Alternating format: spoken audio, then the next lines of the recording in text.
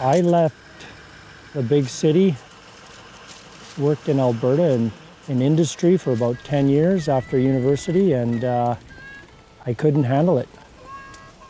I needed to get my young family out before they developed, and we came to Fernie in 2000 and started just making whatever worked. Well,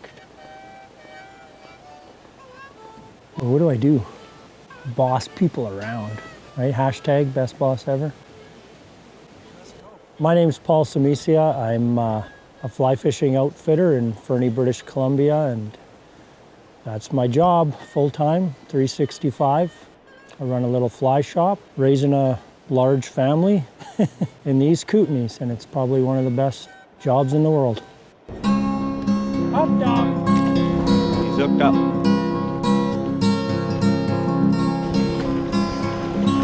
Woohoo! Wow. This is the prettiest fish of the day. This is a gorgeous fish. It is. This is my favorite fish. Yeah. Fernie was a place that had some amazing snow, some amazing backcountry, and I was a pretty avid backcountry skier.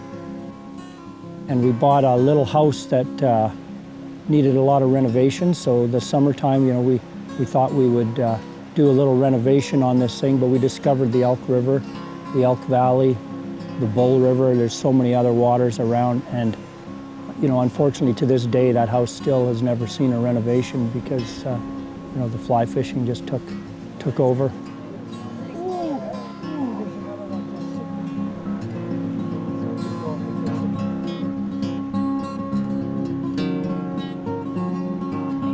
But the neat thing is I've been an outfitter here for over 16 years, and I make a point of each year going somewhere new where I've never fished before. And my list of places to hit is, I don't even know if I'm going to live that long to hit all those spots. As they say in Canada, that's a beauty fish. Hey? Woo! Beauty, eh? Well, there are all of these kind of classic Fernie area rivers that people want to fish, like the Elk and the Bull River, and then there's the Wigwam and then the Bow up higher a little bit too. And so you hear about all of these rivers, but there are also some kind of cool little creeks and other tributaries, and we went to explore some of those. So we found ourselves on some, you know, pretty gnarly back roads, and then just dropping into some water that may or may not be there. You know, we have this awesome guide, Paul. Suddenly, he's like diving off into the bush, and we got to follow, right? Because that's the fun of it. And then we found ourselves in this Shangri-La of a fishing hole.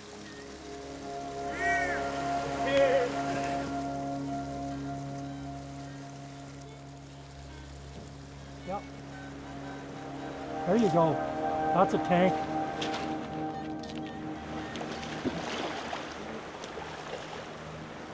Yeah, Hilary.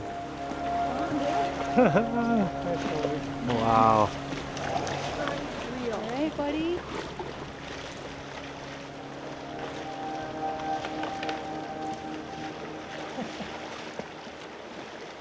Remember that one time we left the big net at the truck? I'm on 5X here with this hoe. That's all right. What a tank. Ooh! Ooh! Silly times. Silly times on the Western Front. God, oh, Canada. Are you kidding me? Canada. Oh, Canada. Boy. Yeah, cutthroat trout are quite an amazing species. The neat thing that I kind of see in the East Kootenays is the difference between streams and how these fish look. You know, the Bull River is a very glacial water, and the fish are gray with big black spots. You know, the Elk River, if you look at the fish on the bottom end, you know, they get these orange bellies, and if you go way up high, you'll start seeing a more crimson belly.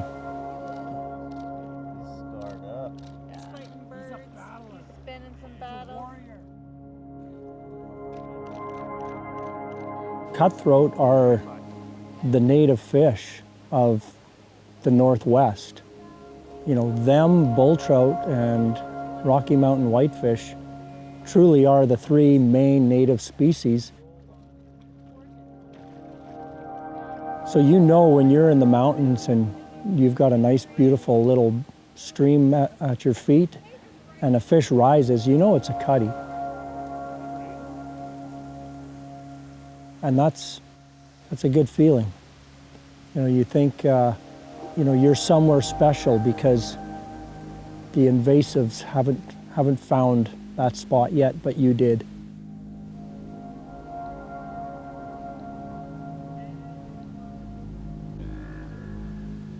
Yeah, we have a lot of coal mines, 5 major metallurgical coal mines in the Elk Valley. You know, there's no doubt that there's an impact. Granted, you know, regulations and things like that are forcing them to deal with some of the repercussions and some of the fallout of their rock piles that are putting things such as selenium into the river. But it is a big watershed. It's, you know, coal mining's been here for over 100 years. It's not going away.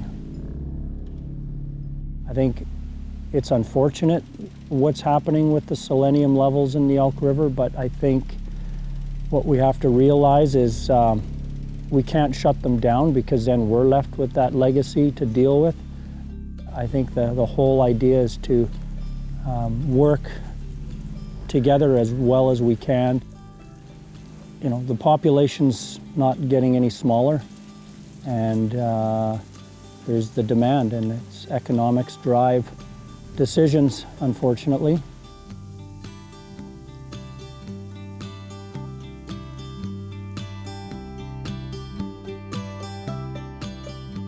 Yeah, we haven't really talked about bull trout, but they are a very significant wild native fish in quite abundance in British Columbia, which is unusual for North America because in a lot of jurisdictions they're a protected species or a species of concern. So, you know, we have an area where it's one of the few where you can actually target and fish for bull trout. You know, they're a migratory fish on their spawn. They're quite aggressive. You know, you're fishing big flies, imitating bait fish. I don't know how many times it happens when you have a cutthroat that is on your line. You caught him on a nice dry and out of the depths comes a big bull trout just to hammer him. And it's natural, that's just what they do. So, you know, it's hard not for people wanting to catch that. They want to be that person holding that fish. So, you know, it's getting a lot of pressure now because of that. It's something that, you know, we just got to deal with, and if too many people want to do it, then, you know, there might be limitations. But we're in a lucky spot. You know, we have a healthy population. You know, the bull trout, it's like one of the premier destinations for bull trout fishing, without a doubt. It's just another great opportunity that we have here.